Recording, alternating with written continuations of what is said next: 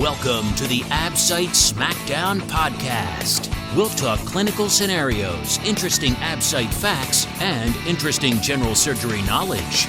Now, let's get to it. Hey guys, welcome back. It's me, your host, Jessica of Absite Smackdown podcast. And with me today is Dr. David Kashmir. Hey, Dr. K. Hey, Jessica. Here we are again. Let's do this. Let's do this. I love when you get the announcer voice going in there. Like, if you ever decide to retire as a doctor, you could just, be a media personality. Hey, wow. Well, you too. You too. I'm not sure I could handle being a media personality, especially those morning shows. I don't know how people wake up, get to the studio at 4 a.m., and they look so chipper.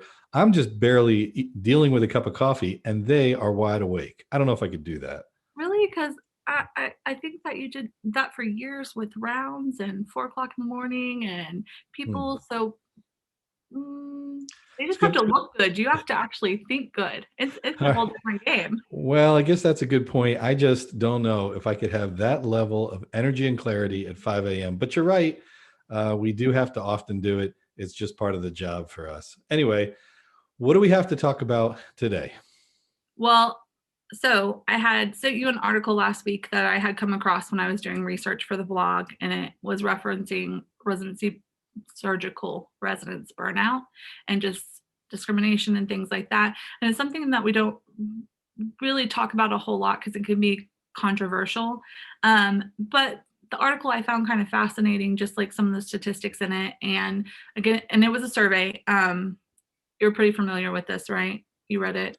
Yeah, we had two that we were talking about. One was from the New England Journal, and then one was from I think it was the Journal of the American College of Surgeons. Right. So one was all about abuse that happens during residency, burnout. Then the second one focused mostly on burnout. So what do you say? New England Journal one? Yeah, I like the New England Journal because, again, it was a survey done across a vast number, and it's just kind of fascinating to me how it broke down, and I kind of want to get your perspective on it, not only because you were a resident, but because then you ran a residency program. And so I'm sure you have a unique view on it. So one of the things it was talking about, obviously, again, because it's a survey, it's just what these people are saying or reporting, it's like their personal, feelings or what they've come across. And so one of the things they were talking about, so just I'm going to look down at my notes really quick because numbers, who remember? You guys remember those? I'm not as good. So it was 7,409 residents that they gave this survey to. And it was 262 resident programs that they did this. And they were saying that 31.9% reported discrimination on gender. And so that was kind of fascinating to me because, like, when I first started reading that, I was thinking, I was thinking in the workplace, like that kind of discrimination, but it was actually reported that it was from the patients and patients' families, not their coworkers and not, their bosses or any of the other people. And I thought that was really fascinating. And so, what experience or what do you think about that, from what you've done? Well, I'll tell you. First, just from a statistical standpoint, survey data is fraught with peril. And I'm not saying this to disagree with anything about this survey, but I just want the listeners to just remember as we discuss this, I'm always asking myself, will this change what I do? Will these data change what I do? And again, survey data are particularly fraught with peril. First, response rates are typically really low to surveys. They may not even accurately reflect what the general group or the population you're studying or the sample, what they even think. Now, this time, though, this is amazing. This was a really high response rate, 90% plus. A lot of surveys are like 30%. Surveys are like online comments typically. You only get the people who really hated it or really loved it. You don't get much in between.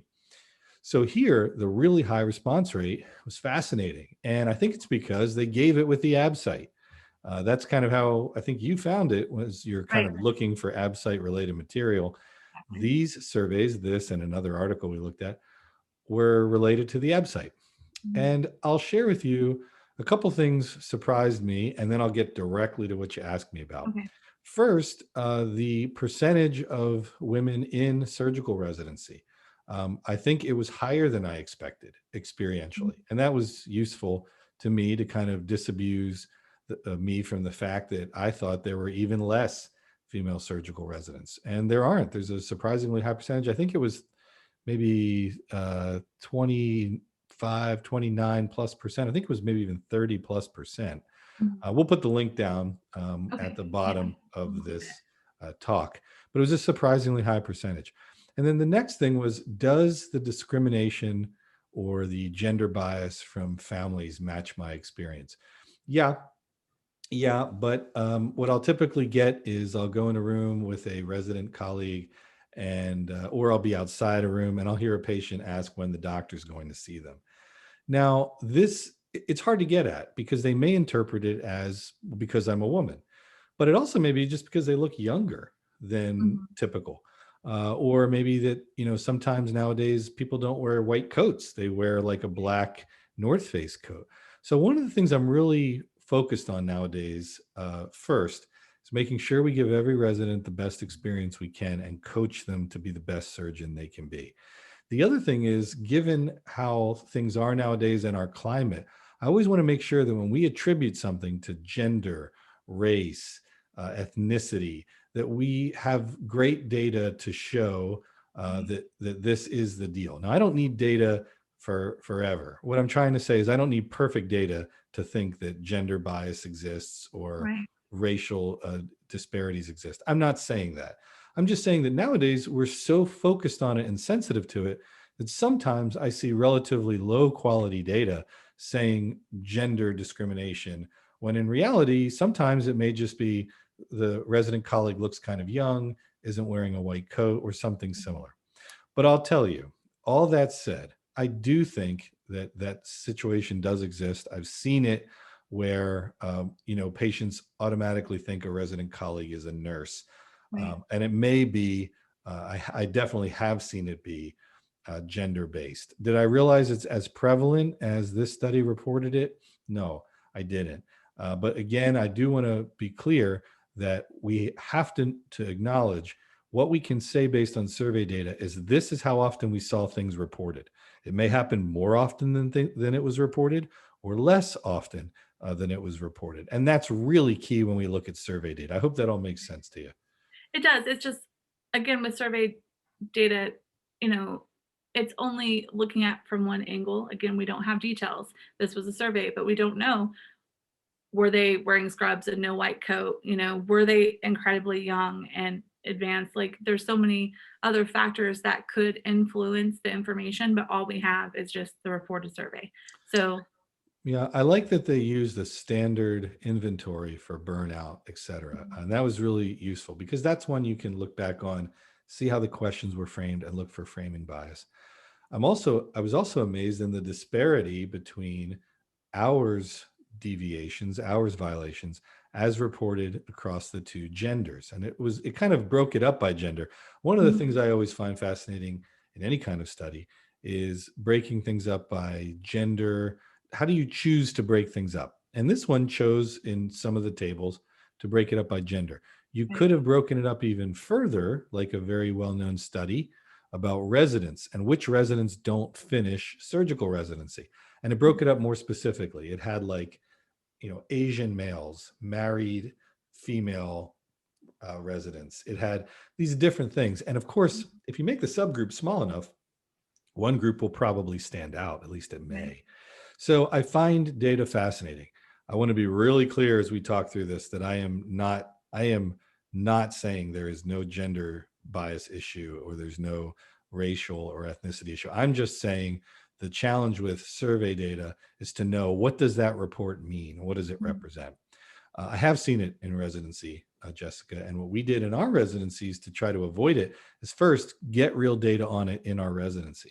We tried to get anonymous surveys in our residency because people don't want to report because of retaliation or fears of retaliation. So we tried to eliminate that to be able to get data that we didn't know who it was from exactly, just the resident staff, so we could know how we're doing. And I think that's the best we can do. Surveys are really tough, is the bottom line. it's just very broad facts. It's not specialized. So again, with it being broad, it's broad strokes. So you have to treat it like that. And what I'm most interested in asking you about the burnout factor, back when you were a resident, what you think the contributing factors were in your age with what you experienced for burnout versus later on as a resident director, how with medicine changing, how it's different. What caused it then? What causes it now? How is it better? How is it worse? I think with broad strokes, there's been a lot written about burnout and loss of autonomy, sleep irregularities, um, inability to influence your surroundings, like your schedule. Those are just some of the contributing factors to burnout. They've been really well teased out. There's something called there's a Maslow's hierarchy of needs, which is really well known from 1970. But then later on, there's another motivational theory called McClellan's needs theory. This is developed much later. And they're basically three big things that keep people motivated. And they are autonomy, power, and it's not power to do something to someone. It's just power to decide what you're going to do. It's kind of like autonomy. So that power, autonomy, affiliation or being in a group, which residents definitely feel like they are, and a feeling of achievement. So they typically get called power, affiliation, and achievement. And that is a better model, some feel, for how people work in groups nowadays than the older Maslow's hierarchy of needs. So when you lose those things, you lose motivation. You feel kind of burnt out. I really do agree with that. I think those are the big three to my mind. And we really need to focus on how to keep people feeling like they are able to do those things and have some choice, whether they're an attending or a resident. I think that's key. Do you think the limit on hours, because when you were a resident, there wasn't a limit on hours, and now there is. Do you think that was a contributing factor to having less burnout, because less hours means more sleep, means more control of your schedule, and that kind of gives you power? That's interesting. Of course, we're just speculating, but I think that one of the first things you lose, according to sleep deprivation literature, if you're sleep deprived, is the ability to tell you're sleep deprived. It's one of the earliest things that go. It's really fascinating. There are a bunch of not just books, but sleep literature on it. So I think cutting the hours and having people get more rest maybe now lets them perceive, oh my gosh, I'm really tired. Right. And now they perceive it and they report it. So I think it's actually a little bit backward. I'm not sure, but I think that's true. And I want to share another thing with you. There's a word, resilience, that gets thrown around a lot. And the thing is, the question I think the study asks at the end and the conclusion is, how do we make people more resilient? Because when they burn out, they get things more often like suicidal ideation, which is just so tough. And how do we make them more resilient? The word resilience almost puts the onus on the resident, on the learner, to have to do more. And they need to be tougher. And I think that's one thing we can say, well, they're just not tough enough anymore. Sure. Okay, maybe. But I think there are opportunities also to do things better, to help allow choice in their schedule where we can, to help allow some flexibility. So staff can feel like they have some power over their schedule, that they're affiliated with a team. I see a lot of places do like the team jacket thing. And achievement. There are ways to not just have the end of every year where we have a celebration for resident graduation. Some of them, we get really dark and residents mock each other and mock the attendings. It's in good fun. It's funny. Like a roast? You guys do a roast? Yeah, a lot of residencies I've been a part of do a roast. Yeah, it's some just do an awards ceremony nowadays, but there are many that still do a roast at the end, and they're hysterical. They're often really funny. Yeah, they're often really funny. But nowadays, especially if we know that achievement helps motivate people, more of a focus on achievement than just a once a year like RasFest, I think could be really useful for certain residencies. And there's a book called Games in Healthcare that I wrote a while ago where we talked about how to deploy a system that does that. Long story short, I appreciate you giving me the time to talk about all this stuff. I think, though, that changing the hours has maybe been just enough for people to perceive how much they're working now and maybe now report it. Yeah. I just think I'm not calling you old, okay? But all I'm saying is you guys didn't have energy drinks when you were a resident. Oh, I had an energy drink, Jessica. It was called coffee. It would be 6 cups of coffee, which is equivalent to about one thing of Total War or Hyde or Lit or whichever energy drink you need. It's about, if I remember, it's about 6 cups worth of caffeine. And that was exactly what I used to do.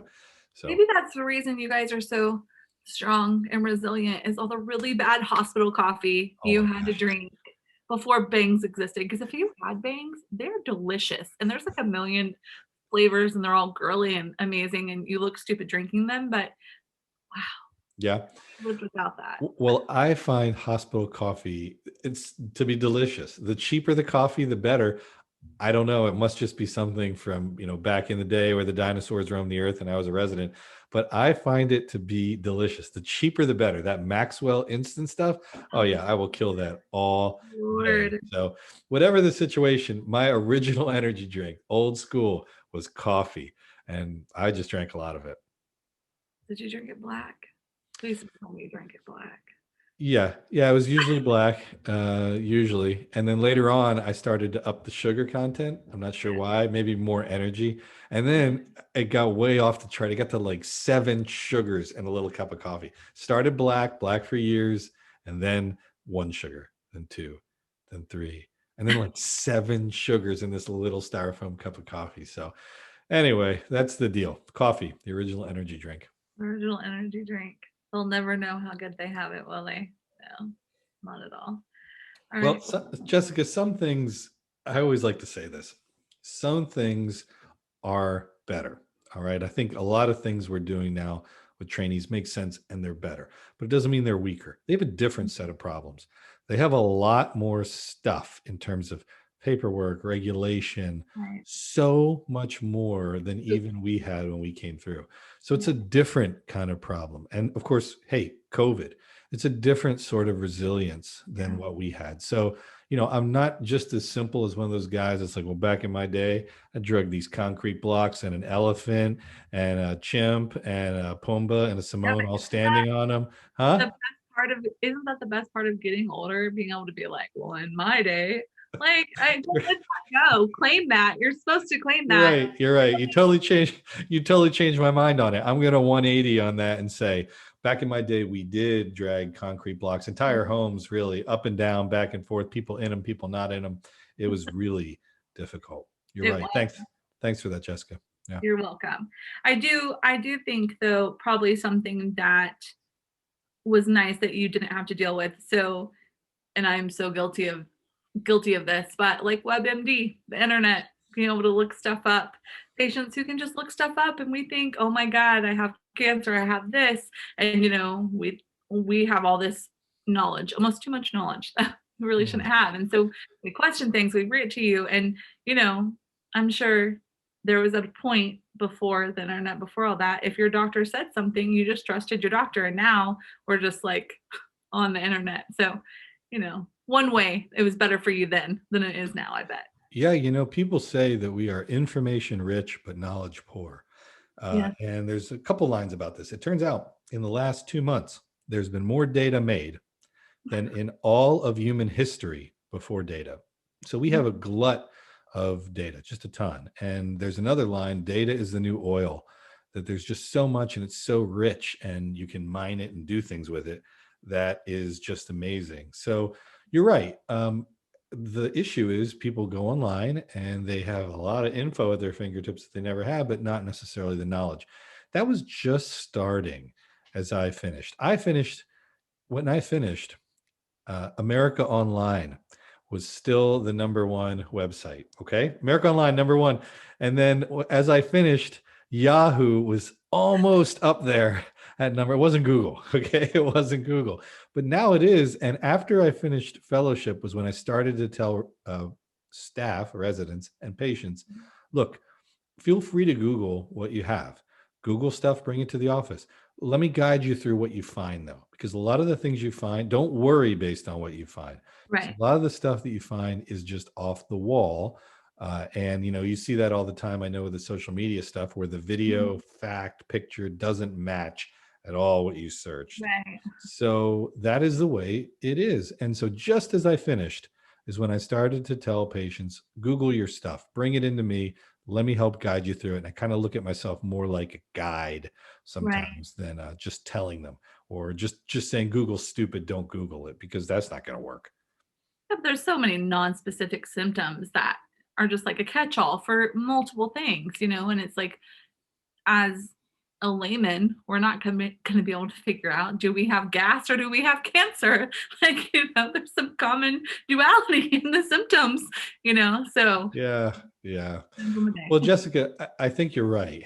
I think, though, that the modern times are different with Mhm. respect to burnout, with respect to Right. requirements of residency. And I'm glad for studies like the one we're talking about, Right. whether it's just survey data or not. I'm glad it's being looked at and questioned. I think To it's jump off important.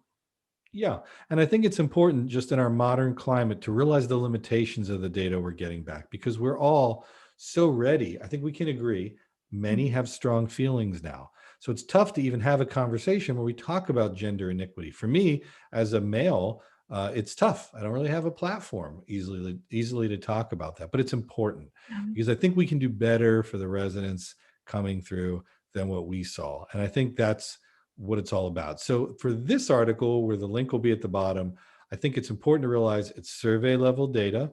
It's Mhm. useful. It shows us a difference in reporting on the same topic in terms of percentage between males and females. That may mean it's reported more by females. It may mean it happens more to females, or it may even underestimate because they don't want to report anything. And I think residencies do well to try to get at their own data and find out what's going on in their own residency for real, which can be really tough because residents don't want to sit in your office and tell you what's wrong with the residency. They're really worried that there will be a retaliation unless Right. you really make it clear that there's just no issue, that you really actually want to know. Yeah.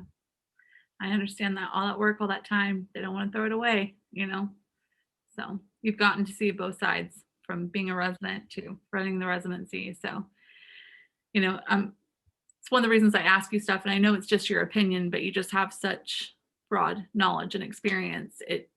I think it does well for everyone to just hear your experience, whether it's your opinion or not. And you make it very clear that it's just your opinion, your experience, and it's not, you know, facts for all to follow. And I super appreciate that. Yeah, well, that's really nice of you. I think one of the keys is to wherever we start, wherever the benchmark is, to Mhm. always just try to improve it.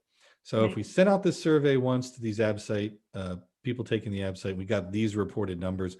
What can we do to make that better? Because it's not really the absolute number. It's just showing that there's a significant improvement over time. That's really what we're going for, however we get there. So that's what I hope residencies do with these types of numbers. Mhm. They kind of get a sense of how they're doing and look to be better over time, to be better tomorrow than they were yesterday. Same thing with people taking the Absite and learning the facts they need to be good general surgeons. Right. Well, thank you so much for being on today. It's a great topic. Like Dr. David said, it is going to be down at the bottom where you can follow and read for yourself, form your own opinions. And thanks again for being with us today, Dr. K. I always love having you on. It's always good to be here, Jessica. Thanks for the opportunity. I look forward to the next interviewees that we have because we've had a great group on so far. I know there's more coming this year, and Yeah. the next things coming up are really pretty cool. So the team is really excited to get the rough copy of this year's edition of the book over to you. Just coming soon. It's going to be a great year. So I always close this out and I get really excited because I do the hashtag. But because we do have our podcast now where you can actually watch us, it doesn't have to just be our voices on YouTube. Why don't you share that for us real quick in your beautiful media voice? Oh. Well, remember to follow us, like Jessica said, on YouTube at the Absite Smackdown channel. We're on LinkedIn, and that's at Absite Smackdown. We're also on Twitter, and that's at Absite Smackdown. We're in so many different places. And on Instagram, you can get a daily fact from daily.absite.fact. And oh my gosh, there's a TikTok. The TikTok reminds you of every time a podcast episode is released. And as an older guy, I was fascinated to learn what TikTok was, but now I know, and I do find it useful and interesting. I've learned all kinds of stuff, crazy psychological facts and 2-sentence horror stories. So it's been pretty useful. It's fun to see Absite Smackdown there. And so with that, I'll throw it over to Jess, who will close us out by saying, #Absite Smackdown.